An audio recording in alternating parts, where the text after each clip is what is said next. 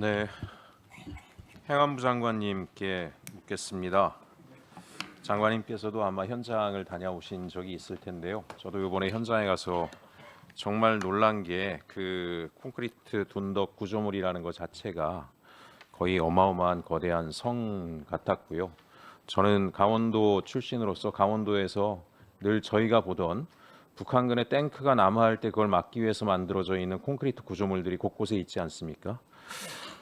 그게 연상되는 구조물을 공항 한복판에 대한민국 정부가 공항 주변에 살고 있는 민간인들한테 건물 지을 때도 그렇게 고도 제한까지 엄격히 규제하는 바로 그 정부가 공항 안에 언제든지 비상사태가 벌어질 수 있는 바로 그 공간 안에 이런 거대한 구조물을 만들어 놨다라고 하는 것 자체가 상식적으로도 잘 이해가 가지 않았고 굉장히 비정상적인 어떤 외압이나 사적 이해관계에 의한 어떤 부당한 일들이 개입되기 전에는 이런 일이 벌어지기는 어려운 일이다라고 하는 저 나름의 확신을 좀 갖게 됐습니다. 제가 행안부 장관님께 여쭙고 싶은 것은 저는 이 경찰의 부실한 초기 대응이 이 상황들을 계속 악화시켰다라고 하는 생각을 갖게 됩니다. 당시 이제 사건이 터졌을 때 이후에 경찰 대응이 납득할 수 없는 것들이 대단히 많습니다. 우선 윗선부터 보게 되면 박상우 장관에 대해서는 입건을 했지만 원희룡 장관에 대해서는 당시 이 구조물이 만들어지는 시기에 장관직을 수행한 자로서 당연히 수사를 하고 입건해야 되는데 지난번에도 질문했는데도 하지 않았어요. 유력 정치인 출신이었기 때문에 박상우 장관은 아마 공무원 출신으로 알고 있습니다. 그래서 유력 정치인이니까 아예 당초부터 외압에 의한 것인지 수사 대상에서 빼버리지 않았는가라는 생각들을 하게 됩니다. 결국 당시 초기 경찰은 최소 수준으로 이 사건을 꼬리 자르기 하고 덮어버리려고 했다라는 저 나름의 의혹과 정황적 증거들을 계속 발견하고 있습니다. 그래서 행안부 장관님께 먼저 요청드릴 것은 반드시 경찰의 초기 대응에 대해서는 수사가 필요하다라고 생각을 합니다. 수사를 통해서 경찰이 외압과 부정청탁 그런 것으로 인해서 초기 대응을 제대로 안 했다라고 하면 당시의 수사 인력에 대해서 지휘 체계에 대해서 엄벌에 처해야 한다라고 생각하기 때문에 행안부 장관님께서 이 부분을 적극적으로 고려해 주실 것을 요청드립니다. 그리고 경찰청장 직무대행님, 저는 지금 행안부 장관님께 질의를 드렸지만 경찰이 초기 수사 대응에서부터 스텝이 꼬이고 외압을 받았거나 부정청탁을 받아서 사건을 축소 은폐하려 했기 때문에 이후에도 적극적인 수사가 이어지지 못했다라고 하는 의심을 가지고 있습니다. 그 PPT 자료를 좀 보시게 되면 국토부 관련해서 한번 보십시오. 자, 왼쪽에 보면 초창기 25년 5월에는 장관 등을 입건을 했습니다. 그러나 항공안전본부 국토부 관계자에 대해서는 정권이 바뀌고 9월 이후에 입건 처리를 합니다. 당연히 이 둔덕 설치라고 하는 것의 불법성이나 외압 여부에 대한 수사를 해야 된다면 초기부터 관련 국토부 관계자들에 대한 철저한 수사가 있어야 되는데 누구를 입건했나 보니까 이것조차 저는 의혹이 갑니다. 공항 운영 증명 발급하는 담당자 하나, 둘, 셋, 넷, 네 사람만 입건했습니다. 무슨 얘기냐? 규정을 살피지 않고 공항이 운영될 수 있도록 인가를 내준 업무를 담당한 국토부 공무원들만 조사를 하고 입건을 한 겁니다. 이건 뭐겠습니까?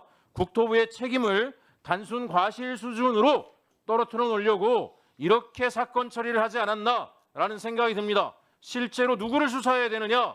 오른쪽에 보십시오. 공항정책관 22년부터 23년 사이에 일했던 항공안전정책관으로 직책명이 바뀌었습니다.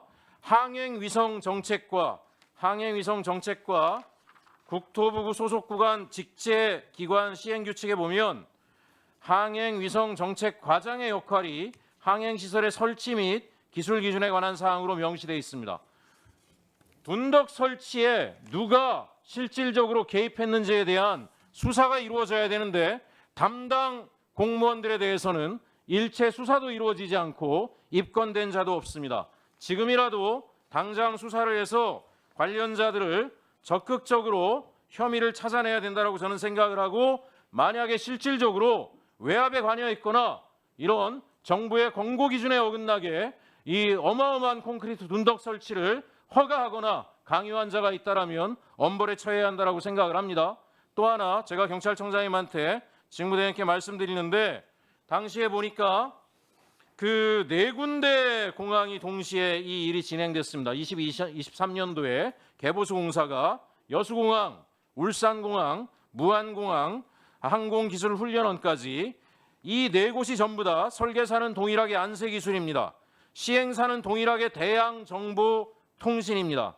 감리회사는 동일하게 문엔지니어링입니다. 제가 우려가 돼서 먼저 말씀드리죠. 국토부에 물어보면 이렇게 답을 하겠죠. 한꺼번에 공사를 해야 비용을 아낄 수 있기 때문에 한꺼번에 패키지로 공사를 한 거다. 이 정도 수준의 답변은 누구나 할 거다라고 생각을 합니다. 반드시 수사를 해서 이 관련 기업들이 국토부와 유착관계가 없었는지 또는 국토부 출신 관련자들이 이 해당 기업에 직간접적으로 이해관계에 연계돼 있지 않는지 철저하게 수사를 해야 된다는 말씀을 다시 드리겠습니다. 그다음에 또 하나 공항 구조물 변화에 대해서 둔턱이 설치되고 로컬레이저가 개보수된 상황에 대해서 항공정보 공유망에 올리지 않았습니다. 공유망에만 올렸어도 각 항공사와 조종사들이 관련 사항들을 인지할 수 있었습니다. 그러면 이거에 대해서도 분명히 경찰이 국토부에 물어보면 이렇게 답을 할 겁니다. 관련돼서 특정돼 있지 않다. 로컬라이저 개편 이런 것들이 어쨌든지 간에 반드시 올려야 된다고 돼 있지 않다. 뭐 이런 해교한 답변을 할 것 같아서 제가 찾아보니까 식별부, 주파수, 위치 좌표 등이라고 돼 있습니다. 항공 안전과 관련된 중요한 변화에 대해서는 등이라고 돼 있으니까 반드시 다 올려야 되는데 그 사이에 주요 공항에 대해서 이것들이 불법하고 위법하고 국제 기준에 부합하지 않으니까 저는 고의적으로 올리지 않았을 가능성이 대단히 농후하다라고 생각을 하고 있습니다. 이에 대해서도 철저히 조사를 해서 고의성이 발견된다면 반드시 책임을 물어야 된다라고 생각을 합니다. 그래서 답변을 부탁드립니다. 행안부 장관님, 저는 경찰의 초기 대응에 대해선 감찰이든 수사든 왜 이렇게 적극적인 수사가 이루어지지 못했고 그 이유로 인해서 1년이 지날 때까지 이렇게 안개 속에 미궁 속에 빠져 있는 것처럼 됨으로 인해서 우리 유족들이 가슴 아파하고 국민들이 온 국민들이 의혹을 받게 된 배경에 대해서 그 원인도 밝혀야 된다라고 생각을 합니다. 답변을 주시고요. 경찰청장 직무대행님, 방금 전에 제가 우려가 돼서 구체적으로 수사를 어떻게 해야 되는지 분명히 말씀드렸습니다. 이후에 적극적인 조치를 하고 보고를 부탁드립니다. 네. 네.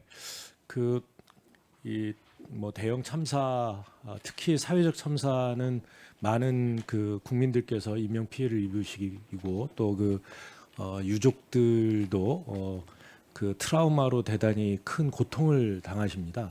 그렇기 때문에 이 사회적 참사에 희생된 가족을 가진 유족들의 말씀을 들어보면 그 정확한 진상 조사만큼 그 마음의 상처를 씻을 수 있는 그 묘약이 없다는 그런 말씀을 하십니다. 그만큼 사건 원인을 조사하고 또 그 책임을 규명하는데 조금의 흐트러짐도 있어서는 안 되고 또 사건이 발생하고 난 이후에 이 조금의 지체도 없이 이루어져야 됩니다. 그리고 더 나아가서 그 진행 상황을 그 유족들 또 피해자 생존해 계신 분이 계시면 피해자분들과 수시로 소통하고 그 진행 상황을 알려드림으로써 그 과정 자체가 그 상처를 씻어드리는 그런 참사의 이 피해를 회복해가는 그런 그 과정이 돼야 된다. 이렇게 저희는 알고 있습니다. 그래서 행정안전부에서 그런 원칙에 맞게 그 사회적 참사에 대한 대응을 해나가고 있다는 말씀을 드리면서 이전 정부에서 있었던 원칙에서 벗어난 대응 그리고 정확한 그 책임자를 규명하고자 하는 그런 노력이 부족했던 면에 대해서 그것이 만약 그 직무를 유기하고 그릇된 이 사건을 은폐하거나 축소하려는 그런 기도가 있었다면 그런 부분에 대해서는 그 책임 역시 조속히 규명하도록 하겠다는 말씀드립니다. 경찰청의 수사 기능을 통해서 그런 일들이 이루어지도록 하겠다는 말씀드리겠습니다. 예, 경찰청장 직무대행입니다. 의원님 뭐 지적하신 부분에 대해서는 철저하게 수사를 하고 의원님께도 보고드리도록 하겠습니다.